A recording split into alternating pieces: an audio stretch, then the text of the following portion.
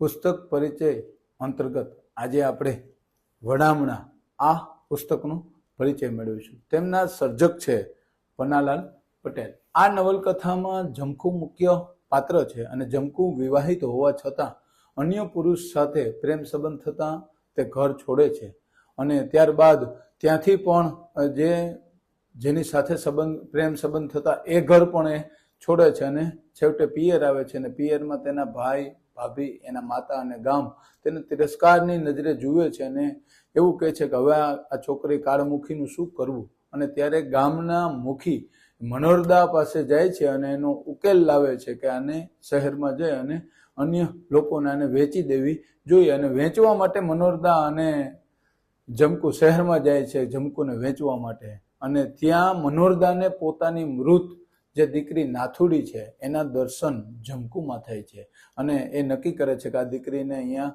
વેચવી નથી અને નિર્ણય બદલાવે છે અને ઘરે આવે છે અને ત્યાં ગામમાં અન્ય એક પુરુષ મોતી એની સાથે એના પુનઃ લગ્ન કરાવે છે અને ત્યાર પછી બીજી જ સવારે ગામની પંચાયતની અને ઘણા બધા પ્રશ્નોને ખૂબ જ બુદ્ધિ ચાતુર્યથી મનોરદા ઉકેલે છે અને પોતાની દીકરી સમજી અને જે જમકુને કપડાથી લઈ અને બધા જ ઘરેણા અને બધા જ રીત રિવાજ પ્રમાણે વડામણા કરાવે છે।